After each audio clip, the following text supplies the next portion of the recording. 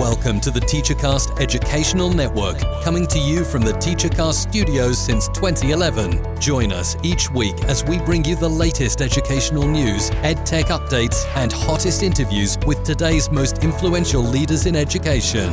And now, for your host, Jeff Bradbury.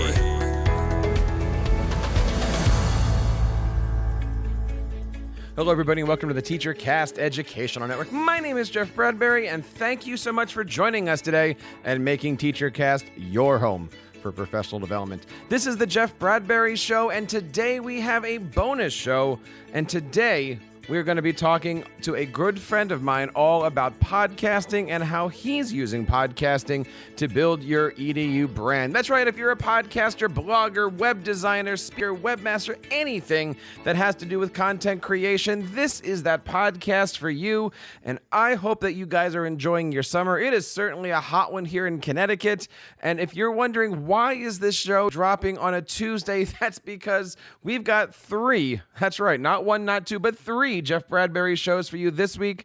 Today we're talking all about podcasting. Tomorrow we're going to talk about something special happening this weekend, some virtual conferences. And then on Friday I've got another bonus show for you guys, and we're going to talk about an interesting topic with our good friend Dr. Frank Buck, all about retirement. So if any of those things certainly tickle your fancy, I would love to have you guys remind you that you can, of course, subscribe to this show and all of our shows over on Apple Podcasts, Google Podcasts, Spotify, and let your friends know if they're looking to be content creators. We've got some great shows over here on the Jeff Bradbury Show. And again, guys, thank you so much for making TeacherCast your home for PD. I am excited about this episode. Not only am I excited about this episode because Matt Passey is just so passionate about podcasting. He knows so much. He is a friend of mine. He's a mentor of mine. He's the guy who I turn to. He runs a podcast consulting business. When I found out that Staples was getting into podcasting, Staples, the company I worked for 8 years when I was a teenager, I looked at a picture on the internet of Staples doing podcasts, and guess who was in that picture? It was Matt Passey. Guys, if you're a podcaster or know anybody that is interested in podcasting, this is that show for you guys to not only check out and share. I hope you have a good time with it. I am not going to tell you guys anything more other than on Wednesday. That's tomorrow. Tomorrow, we're going to be having another episode all about how to build your brand through online courses, online conferences, and of course, we're going to get into there. Now, I will say before we get into this interview is actually recorded in January. That's a long time ago. But back then, when I had this idea of creating the Jeff Bradbury Show, I said, who can I get to be one of my first guests? Because, you know, when you start a new podcast, it is interesting, it is scary, and you do feel like a new podcaster, something that we talk a little bit about in our interview today. And, you know, remember, whatever you hear in this interview, this was pre-COVID, well before COVID hits. This episode was actually scheduled to come out somewhere in the middle of March, and, you know, COVID hit. I took some time off, and now we're building our brand back. So I wanted to share with you guys this awesome interview with Matt Passey. I hope you guys like it, and I hope you guys check out all the great stuff that Matt's doing over on his network. So without further ado, here is my interview all about podcasting with Matthew Passey. My guest today is the podcast producer and consultant over at thepodcastconsultant.com and a very good friend of mine. I want to bring on Mr. Matt Passey. Matt, how are you today? Welcome to the show. I am very good, my friend Jeff. How are you tonight? I am fantastic. Thank you so much for coming on the show today. We are talking all about brand building and podcasting, which you know something about, don't you? I'd like to think I know a few things about that, you know, having worked with so many clients who have used podcasts in various ways to build their brand, build their own personal brand, business brand. I've got a little bit of expertise, a little bit of experience, and it's always a pleasure, by the way, to join you on any of your shows. This is not the first time I have joined you somewhere on the TeacherCast network. Thank you for saying that. And of course, it's always nice to have you on. Now, you and I have been podcasting for quite a long time. When did you get started? So officially, I started a podcast in my first radio job back in, it's like 2007, 2008, shortly after the iPhone came out and the podcast store officially opened. And you could actually go and get podcasts through an Apple device. So I saw that. I turned to my boss and I said, podcasts are cool. Why don't we launch one? And he said, if it doesn't cost me any money and I don't have to do any work, go for it. So that was officially my first podcast. But that is hard, right? Because people think, well, podcasting is free. It doesn't mean anything. But we should really be thinking about podcasting as a way to enhance our brands, how to build our brands. And sometimes that does mean spending a few dollars. Absolutely. I mean, it is definitely, here's the thing. Everything that you do is a reflection on your brand. And while you're going to use this to elevate your brand, you are also going to use this to showcase your brand. And so the one thing I always say when I'm talking to clients is, if you're not going to do this consistently, I don't want to work with you. Because if you're going to put up an episode, then stop for 3 weeks and put up another episode, then drop off for 3 months, clients who are going to come along and look at your website or want to think about your services, they're going to look at how you perform on this podcast. Like, are you showing any care? Are you putting any thought into your quality? Where is your consistency? If you can't be consistent and high quality with this, how are you going to be consistent and high quality with the work I'm paying you to do for me? So even though we're using this to build our brand, it also has to be a reflection of your brand. And I don't want people to not do a good job, because it's only going to do more damage than good. Well, let's dive into that. You keep saying the term good quality. Now, that can mean 1,000 different things. Let's kind of pick apart that. When you say good quality, what do you mean? I think good quality comes down to 3 pretty much basic things. If you can do these 3 things, you have a decent quality podcast. It's not going to sound like NPR, the New York Times, a Joe Rogan show, but it's also not going to turn people away, and it's going to let them know that you take it seriously. 1, you have to have at least a mic. You don't have to have a $5,000 mic. You don't have to have a $600 mic, but you need a mic. If you're just going to try and podcast into the built-in speaker on your laptop, it is going to sound terrible, and people are not going to take you seriously. Invest in a mic. You can get a $40, $60, whether it's the ATR 2100, the Samsung Q2U, whatever it is. Get a mic and get it in front of your mouth, an inch or two away, so that people know you are taking this seriously. You will sound really, really good compared to if you're talking into your stupid laptop mic. So 1, have a mic. 2, be consistent. Just as I was saying, if you tell your audience, we're going to be here every week with new content, be there every week with good content. If you're not sure that you can keep up the pace of every week, that's fine. Start with every other week. Start with once a month. But whatever it is that you tell the audience you're going to do, whatever you promise to deliver. Because again, this is going to be a reflection of how you perform. And so if you tell people this, you promise people this, and then you can't deliver, how do I know you're going to deliver when I'm paying you to do the work? And number 3, pay attention and think about the content. Don't just talk into the mic for the sake of talking to a mic. Nobody has to have a podcast. Not everybody is entitled to a podcast. A podcast is a tool. A podcast is a delivery system for content. And so if you're going to spend the time and effort into putting something together and putting it out there, take care of what you put out there. Make sure you are delivering value. Like you said, these are free. Anybody can create them. Anybody can access them. Doesn't cost anybody any money, but you're asking people to invest their time. If you are asking people to invest their time, take their time seriously. Matt, and so just clearly, when somebody works with you, they're working with a professional. And when they're looking to have a professional help them out with their podcast, they're looking at this as a brand building experience, as a marketing experience. Now, we know that podcasts are not just audio. It has to do with your album artwork. It has to do with your sound production, how things are edited out, how your website looks. It really is a total package. Absolutely. But again, it's everything you do, all your digital landscape, all of that is part of your brand.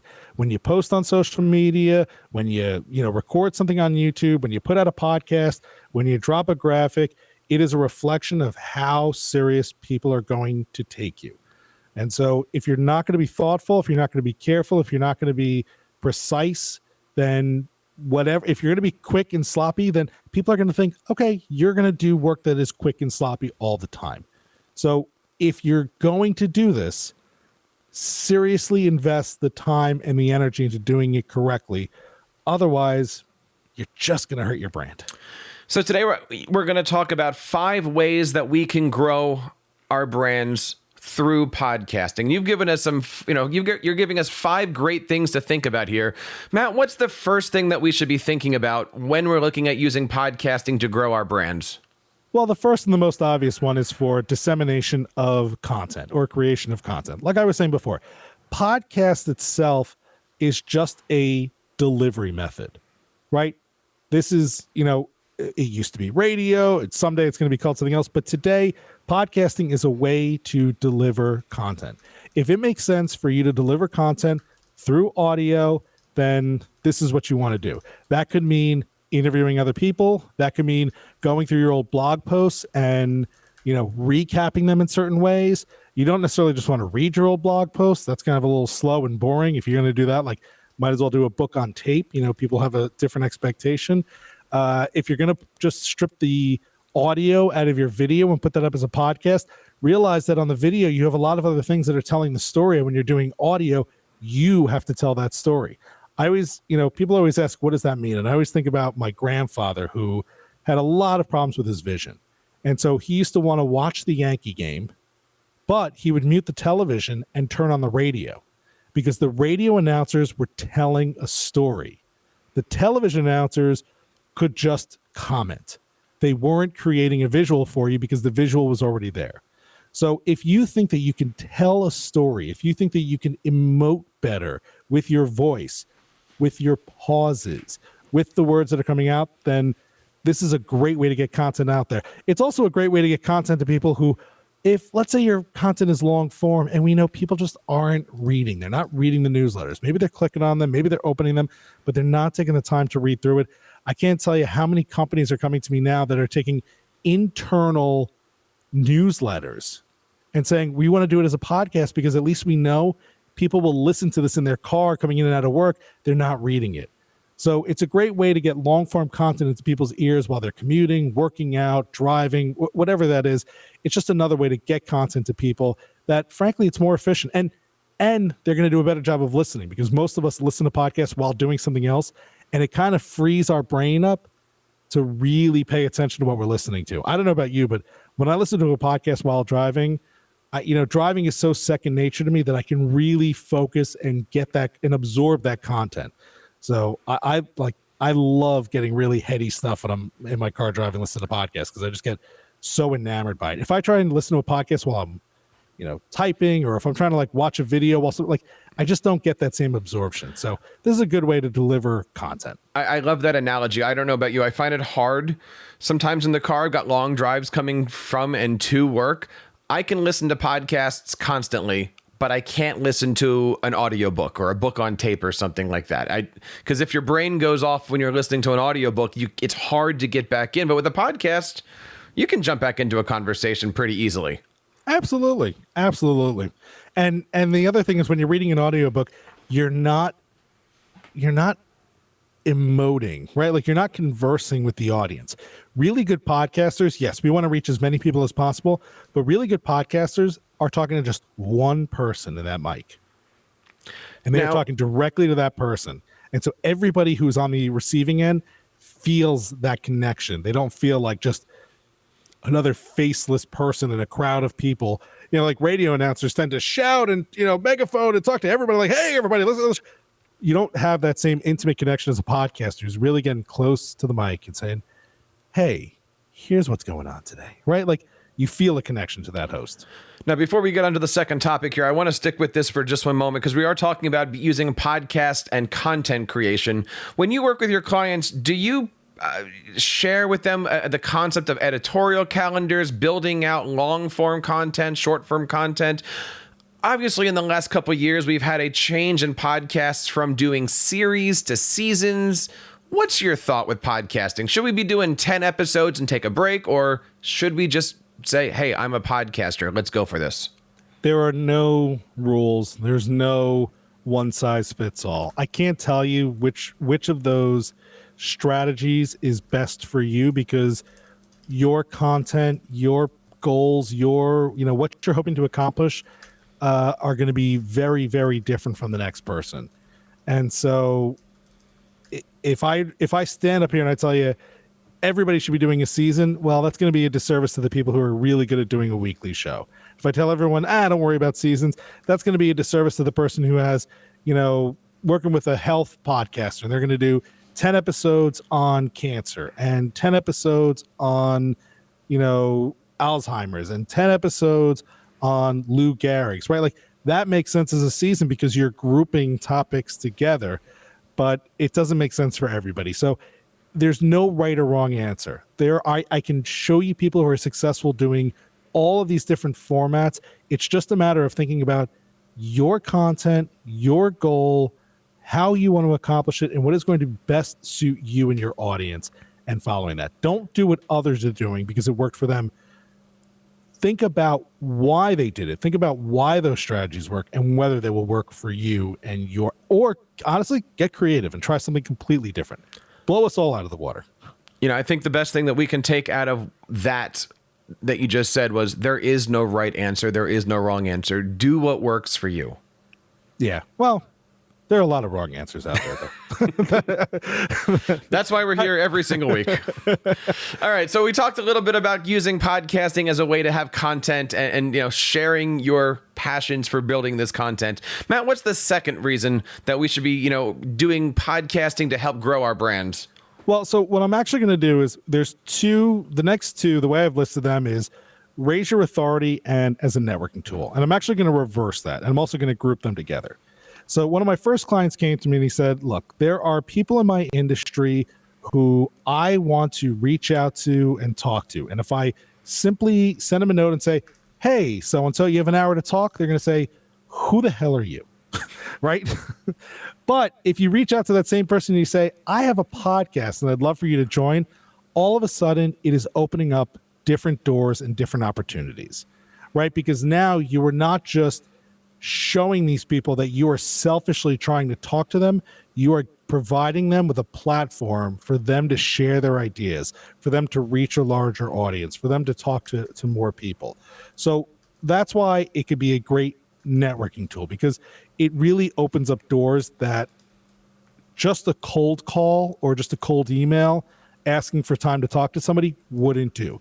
And then once you get that person on whether it's in person to record or you get them on Skype, you get them on the phone, however you're going to record your podcast, once you are talking to that person, it is so much easier. You now have that foot in the door to go and give your sales pitch, or at least make a personal connection so that when you're ready for that sales call, you have a warm lead now instead of a cold lead. The other reason I say networking is a lot of my podcasters, what they do, what my clients do is after they have a really great interview with someone and they say, look, so-and-so, hey, Jeff, this was a really great conversation. I really enjoyed talking to you. Can you think of 2 more people that would be great to be on this show?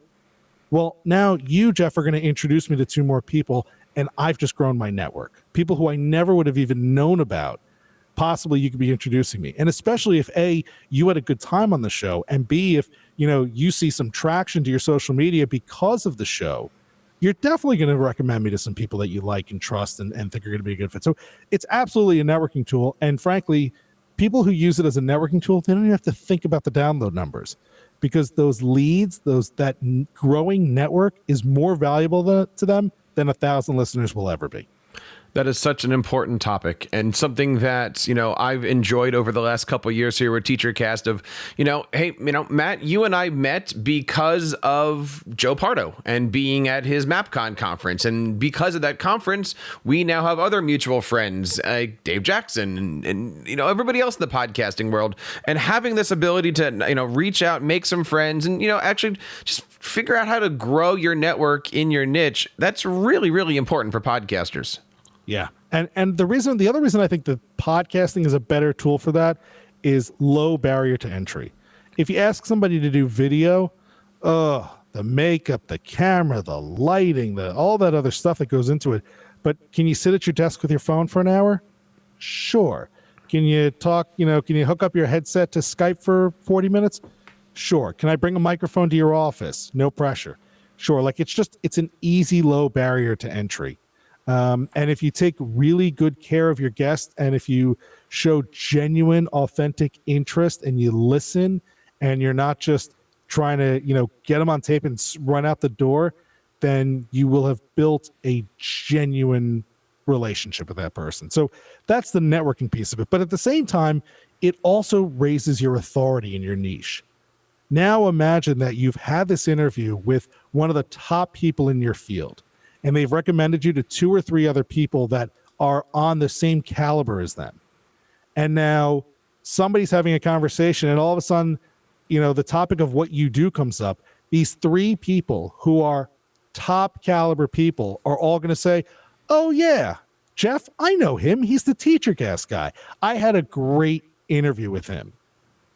Boom. Your authority, your reputation, your brand has just grown exponentially because those people with really, really big cachet, big brands, authority in the field are now using your name and singing your praises. And all because you had a chat with them for an hour. So we talked a little bit about growing your authority, using it as a networking tool. Now, I think number 4 here, Matt, is something that new podcasters ask you about probably more than anything. What is the 4th way that we can use podcasting to grow our brand? Well, and of course, this is the more obvious one, is that you are building an audience. You are putting out content. You are hoping that lots and lots of people subscribe and lots of people engage with you and lots of people ask you questions. And so, yeah, if you can... I'm not sure I can tell everybody how to grow their audience, or that what I'm going to tell you is going to guarantee that you grow your audience. But clearly, one of the ways that you build your brand is by building your audience. And so if you can put out interesting, unique, quality content in a specific field that fills a void that nobody else is filling, you will find an audience, and you will find the right audience. And if you're really good at what you do, you're not just looking to build an audience, but if you could think about your audience as your community, now you could turn into something really special. The thing about podcasts, the reason why advertisers love this field so much, the reason why brands love trying to get on podcasts is because hosts don't just talk to podcast audiences, they build a relationship. And so when a Jeff Bradbury turns to teachers and says, hey folks, I have really enjoyed using my Rodecaster Pro, it's not just a commercial. It's people saying, oh, that Jeff Bradbury, who I know and I trust and who has given me so much useful and valuable information over the years, is now telling me that this piece of equipment is good to use. That is a real, genuine endorsement that carries a lot of weight and a lot of merit. And that goes back into number 2, raising your authority. Well, yes, absolutely, raising your authority. But, you can use the podcast to build a Facebook group or a Slack group or an email list or whatever, and invite your listeners to be a part of the show. Invite them to pose questions that you can answer. Invite them to, give you call you out on what you're doing right or wrong. There was a really good podcaster. He's a comedian. He did a show sort of like a Carlin's Hardcore History, but a little bit funnier and raunchier. His whole thing was his shows were so intense and so well done, and he was doing them once a week. And what he did was he said, hey, if every 100 reviews that you guys get me in Apple, I will do a bonus episode. And people flocked to give him reviews because they wanted more content because he was delivering such high quality. He had, and he turned that experience, by the way, not only did he give them a bonus episode, he then let them decide the topic and vote on it. So he gave them ownership of the show. And from that beginning, he has turned it into a thriving community.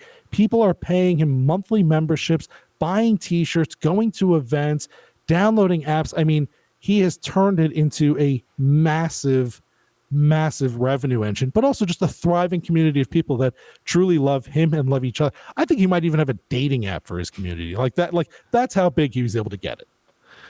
It's amazing to think about where podcasting has come over the last, 13 years, somewhere in there. And it's changed so much. And it's changed so much in just the last 2 years with the popularity of podcasts going from, guys like you and I to every celebrity and their managers nowadays have podcasts. There's one more thing that we're looking at here, and that is that revenue generator. You mentioned it briefly there. But when we're looking at using podcasts to build your brand through revenue generators, What are some of the things that are out there? Not everybody has 1 million subscribers to start making dating apps. When somebody comes to you and says, I'd like to have my podcast bring in a couple extra bucks, you know, I'm on the fence about, you know, I don't want to say the name, but the service where you say, can I get $1 per month in support? I'm not a fan of those kinds of things. Some people are. That's cool. But most people aren't going into podcasting for $1 a month. They're looking to figure out how do they get their next car payment out of their podcasts. What advice do you have when people are looking to use that podcast to really support their families? Well, so, I mean, advertising is probably the most common and the most, popular way that people think of when it comes to monetizing a podcast. But you're not monetizing a podcast, you're monetizing an audience. And so you have to build an audience before you can really sell ads against it. And that's going to take time. But also, if you think about podcasts that are selling ads, they are in the business of selling audiences, right? If you want to build a podcast that you can monetize, then that podcast has to be your full-time only focus. That is your job, is to build an audience. For most of the people that I work with, and for most of the people that I imagine are going to be listening to this, becoming a famous podcaster and building an audience is not their full-time job. Their full-time job is probably they're a lawyer, they're a teacher, they're an accountant, they're a financial advisor. They have something else that they are doing that is where they make their money that the podcast is going to support. And so what I tell people is figure out what it is that you make your money on. Figure out the place that is really where you're going to earn that next car payment, like you said, and use the podcast to get you there. So, let's say you are a chess teacher, right? Great example. I have a client he is a chess teacher. He has a chess podcast. He was never going to turn this into a 40 million download podcast. But what he's done is he's turned it into, he is one of those people that uses hey, if you want to support the podcast, throw a couple of bucks my way. It'll help with the show. But what he's also done is he can say, hey, if you're looking for a chess instructor, hi, I'm right here. And now people are like, well, I love listening to his show. I love the conversations. Not only does he clearly know his stuff, look at all these people he's been able to talk to, all these world-class chess masters and blah, blah, blah, blah, blah, blah, blah. He's built his authority. He's built his business. He's built his ability to teach, and he's able to charge a premium for that. So you don't need 1 million people to make money off your podcast. The best example I can always give of this. There's a guy in Florida, Glenn the Geek. He runs something called the Horse Radio Network. And his most famous show is one called Horses in the Morning. Think of it like, a daily radio talk show that just is centered around horses. They talk news, they talk sports, they talk culture, they talk horses. And every day they get on and it's like your daily talk show. And he's got listeners from all around the world who tune in and thousands of people listening. And the show is great. But off of that, he's built a network of shows, a lot of different shows. And I remember having a conversation with him, and he said the show that actually earns the most money is the one with the smallest audience. He has a show all about carriage horse racing. Now, there's like 1,000 people in the country who do carriage horse racing. And there is only one podcast that talks to this audience. So you can bet your bottom dollar that an advertiser who has a product that they only want to sell to the carriage horse racing community is going to pay him a premium for even 600 of those listeners because they know that it's the right audience for their product. And also, their products aren't cheap, right? We're not selling a $10 Blue Apron thing, right? These are $1,000 products. So it's worth it to reach this audience and to be a part of that community. I want you to echo that one more time, because that is exactly how TeacherCast is thriving right now. The show that I do that has the smallest, the most niche audience, my Tech Coach podcast, that is the one that we are able to support through monetizing the most. And it's because, again, there's so many tech coaches. There's only so many tech coach podcasts. And out of that, we were able to look at all of the different ed tech podcasts and go in a completely different direction to then build a mastermind, to get a community, to get a following, and then to start driving, what we call cold leads into a mastermind group. Right. I mean, I have another client right now who originally the show was all about audience building. We were going to build 1 million audience, and we were going to get him on radio, and we were going to do this and do this. And it turns out what he really needs are 2 or 3 new clients a year. If he can get 2 or 3 new clients a year, those clients to him are worth $1 million over 10 years. So we are not going to focus on 2 million downloads. We're going to focus on 200, and we're going to focus on guests who are potential leads or who can get him the connections to those potential leads. Because, right, like converting 3 people out of 300 is a lot easier than trying to grow to 40,000 people so you can sell, a CRM of $25 per 1,000 downloads. It's just easier to do. So again, it just depends on why you're doing it. What's your ultimate goal? Where are you going to get the most value from? And remember, this is a marketing tool, but it's your marketing tool. So it's okay to throw an ad for yourself on there. It's okay to throw an ad for your event on there. It's okay to hype your services. It is yours. Nobody can tell you what you can and cannot do on there. If at some point you think you're going to have advertisers on there, start advertising yourself from day one so your audience is used to having supported messaging on this podcast. The website is thepodcastconsultant.com. He is Matthew Passey. Matt, I want to say thank you so much for coming on today. But before I let you go, I'd love to do a little bit of podcasting nerd talk. Can we talk a little bit about our favorite topics here? The ones that everybody wants to know about, applications and equipment. Of course. All right. Now we're gonna put this thing into 3 different categories: the quick and simple, mobile friendly, and then studio. So basically, we're talking dollars here.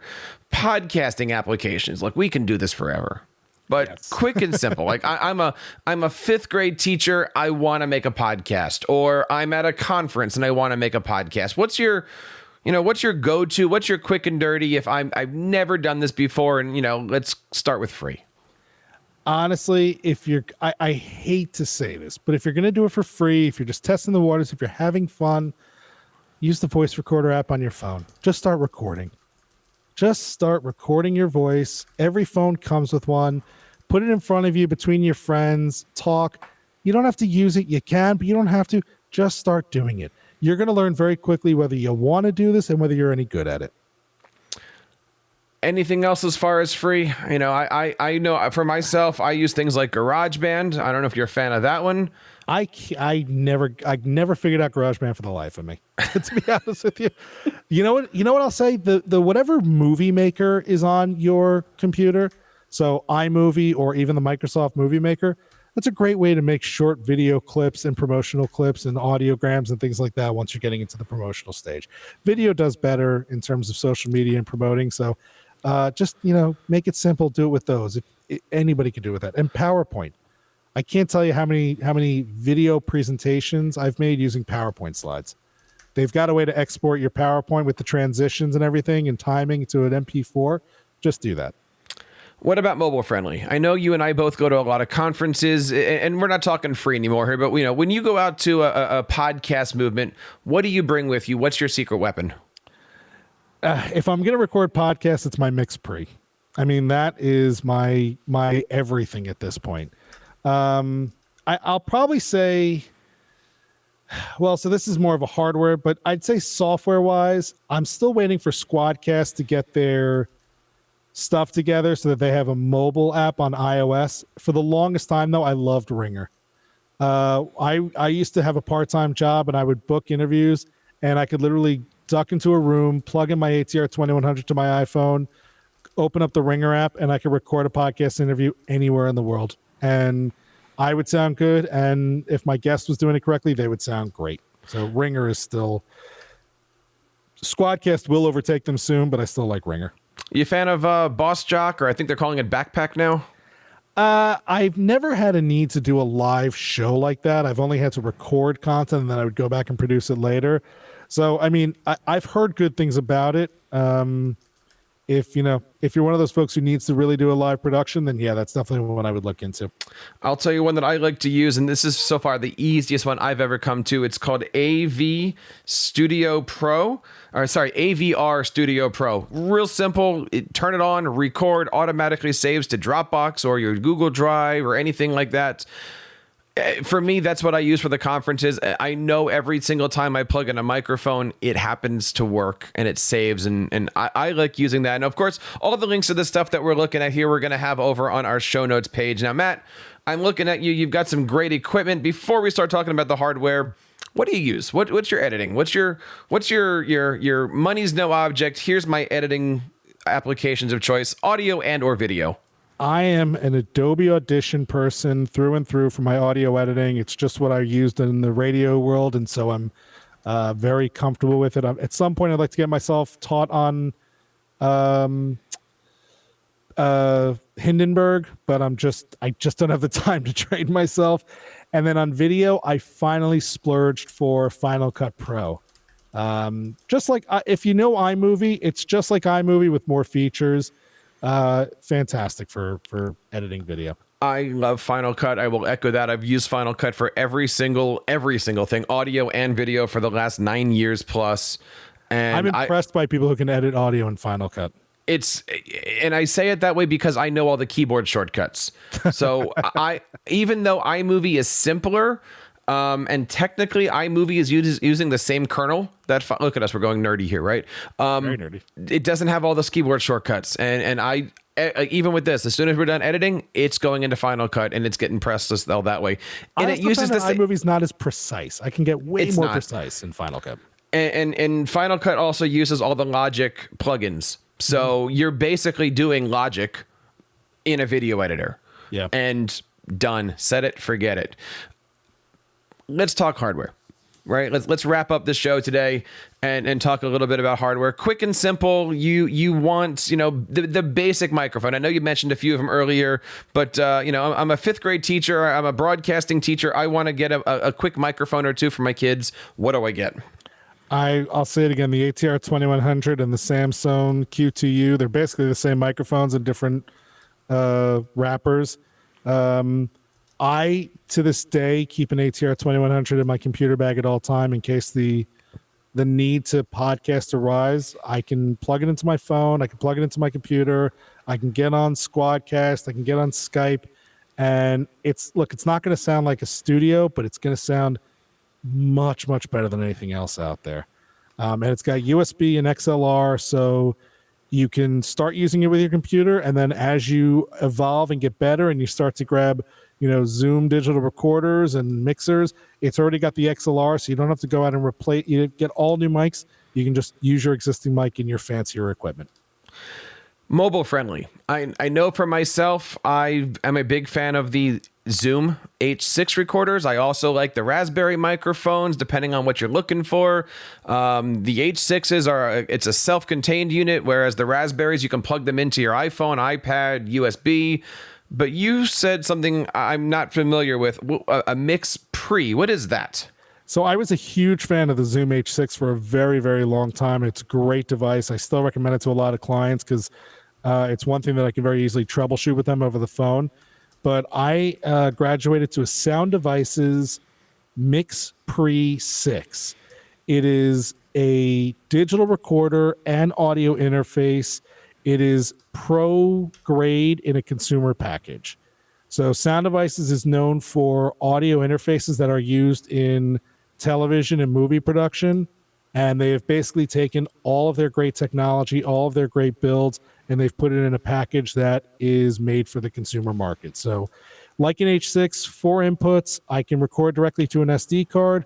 Unlike an H6, I can both record into an SD card and simultaneously use it as a digital interface in my computer. So you actually have backups, right? If I'm recording a podcast on my computer, I can also just hit record. I'll record directly into the SD card simultaneously, and it's great. It does so many cool things, and the preamps on it are just beautiful. It just sounds so nice. I'm going to push back at you. You said the word consumer. Now, I know it is a consumer product, but it's a consumer product at $850.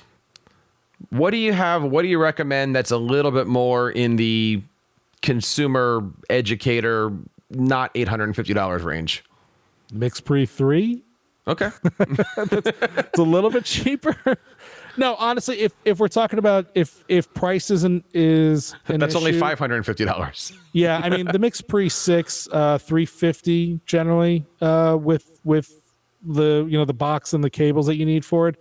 Look, I will never tell anyone who has an H6 that they don't have the equipment that's good enough. I think the H6 is a great device. It's easy to use, takes up to 4 microphones. If you really don't want to splurge, and even an H4 2 mic input, I think they, over the holidays, they had them on sale for like $2 something on Amazon. So you can always find a good deal on them. All right. Now, the big question here, studio professionals. You've got a nice looking mic here. I know that microphone's going into something. I don't want to say money's no object, but, you want to start a podcast in your house. Lay it on me. Believe it or not, I have this RE20 is going into my MixPre 6. That's what I love about it. This MixPre is my home studio, and I can easily detach it and take it with me, and it's pretty mobile friendly. If I'm building a studio, I'm buying these boxes, and I might not necessarily buy the RE20. I might buy the RE320, which is about $100 cheaper, and no one's really going to notice the difference in the audio quality. So it's an Electro Voice RE320, fantastic microphone. Invest in a couple of good stands, and you can't go wrong. What's your boom armor of choice? I see you have a nice one there. Yeah, this was actually a donation along with a microphone when I left my last radio job. I like a good scissor arm. Rode makes really good ones. I can't think of the name of the model on them, but when it comes to a good mic arm, I would say if you're going to do a scissor arm, invest money in it so that it doesn't make a lot of noise. It holds up. Maybe it's not Rode, maybe it's Heil that makes a good one. Yeah, I'm looking at this one. I'm going to put all the show notes. This is the Heil PL2T. Look at how nerdy we're going to get here. Yeah, that's a good one. The other thing I might look into is there sometimes, like, the nice thing about this arm, and I don't know if it was the engineer who did this, but some of them are pre-wired. Yes. So that the cables are already coming through it, and you don't have to mess around with it, or you don't have to tie the cables to it. So if you can find one that's pre-wired, that's a good investment.